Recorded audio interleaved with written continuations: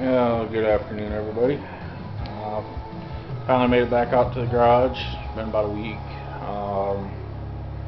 Just been crazy around here, especially with the holidays, Thanksgiving and everything. It is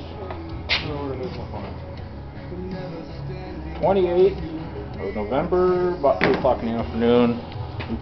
Not anything. And of course, van's back in here. Water pump went out. I've been arguing with myself about replacing it for a while now, and I might as well replace the thermostat while I'm at it. But I was also noticing there's the thermostat right down there. It's going to be easier to take the coil pack off and just move it out of the way to get to the thermostat. And luckily, the water pump is right underneath the AC compressor, so I can get at it pretty easy from the bottom. I don't have to pull the bottom hose off, because as you can see, she's leaking pretty bad.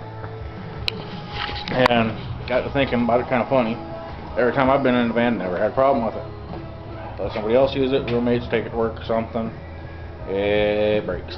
Now, like I said, we never really had maintenance history on this thing. We know it's been in an accident. And all the motor's been changed. You know, we changed the rear shocks, front sway bars, new rotors, new brakes, new coil pack, plugs, wires, oil change, cold air kit. Fixed the electric fans on there because they weren't working. And a lot of people said, you know, yeah, you seem to have a lot of problems with that. Well, for a $350 van and no maintenance history, you know, we don't know when anything, if anything, has ever been done since the motor was changed back in 2008.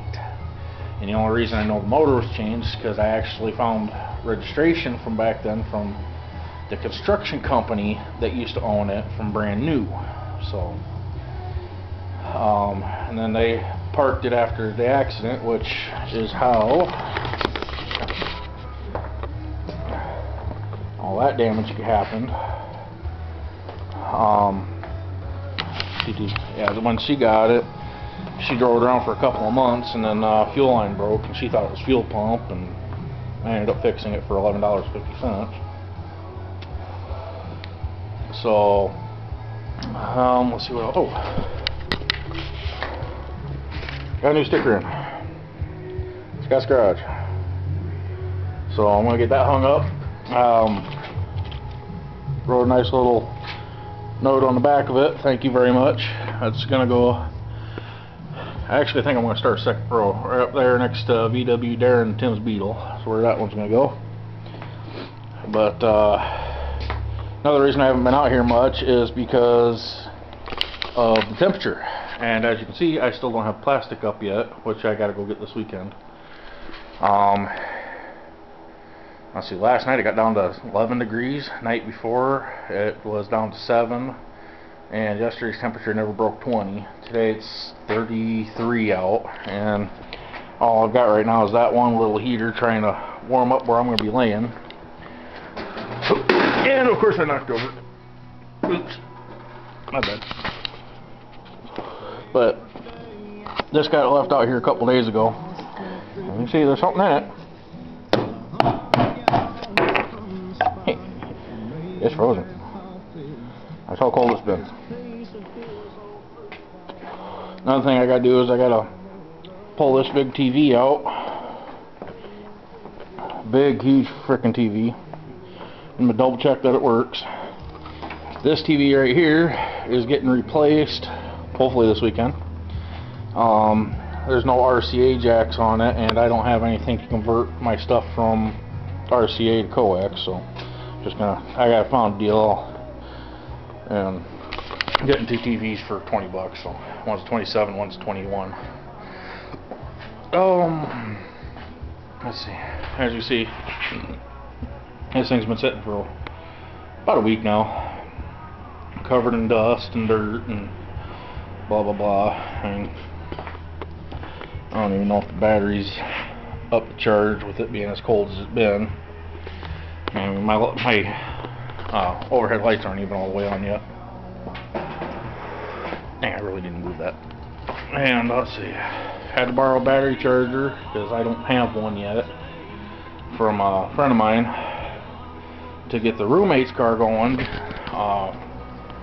Wednesday, because dome light got left on accidentally and battery's dead. So, and my booster pack wasn't charged, and yeah, it was just a pain in the butt. So all I'm gonna really do today is just kind of pull the van apart, because wife doesn't get her money in the bank till tomorrow, so that's when I'm getting the parts.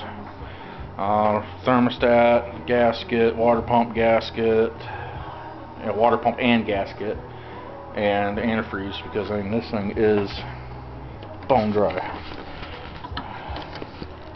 And there ain't nothing in there. So, and even the overflow tank's empty.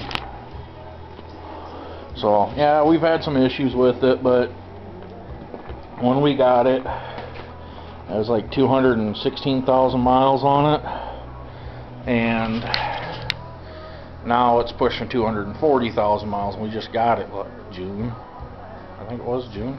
Yeah.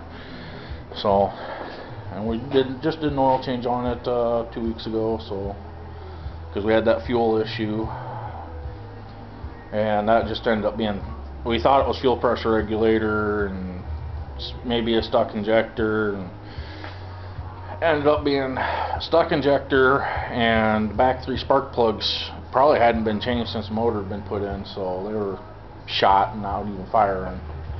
So how we were able to drive it on 3 cylinders and it run as good as it was, I have no clue.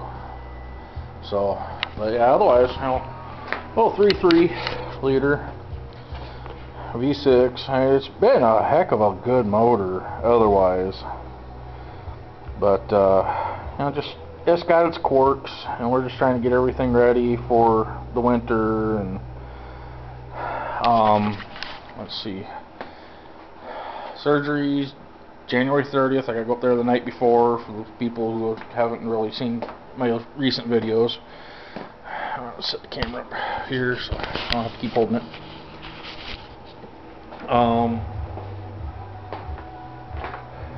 See that?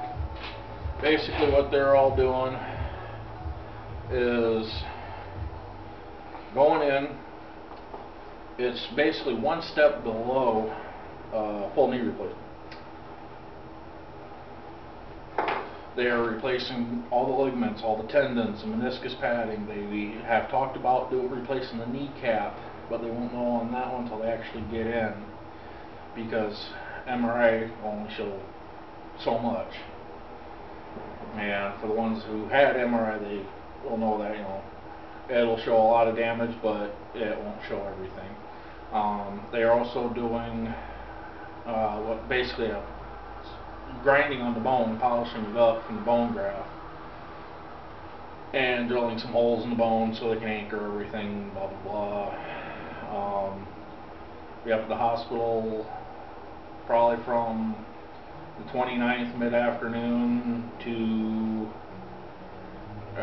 they said I'd be in there 2-3 days minimum, and then I'm going to be home, laid up in bed for probably, I want to say 3 months. That's what the last surgery that they did similar to this was, 3 months. Then I have a bike show that my wife runs her rings and things out of, and we also team up with my mother, who does knives and swords and gun related items and accessories. And she also has her own FFA license, which means she can legally buy and sell guns as a dealership. So she can pretty much get anything anybody wants and ship it anywhere as long as it goes to another gun store. So say like Darren orders a Colt 1911 from up here, we ship it to a gun store down there like Orlando, and he can just go in and pick it up.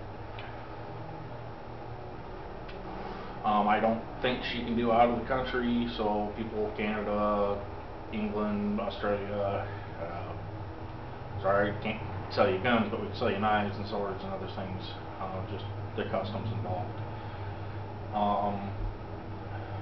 been watching everybody's videos. I know I don't comment on everybody's. You know, I will comment on a lot of them, but some of them I just don't. You know, just don't have anything to say.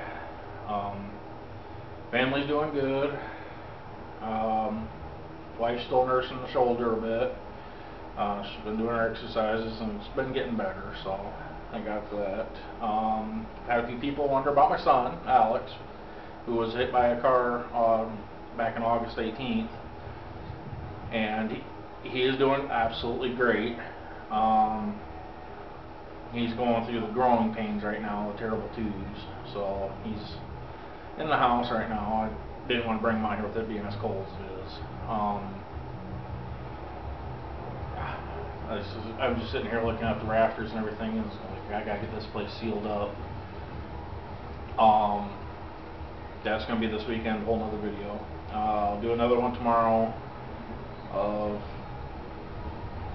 how far I've got it tore down and replacing the parts and stuff.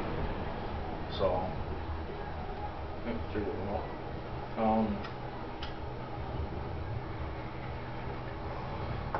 I've also noticed that there's a lot of people missing from the garage for various reasons, you know, especially up here in the north.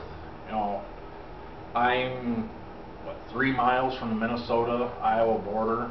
I mean, I can be in Minnesota in less than 5 minutes. We've had some snow up here. It hasn't stuck yet,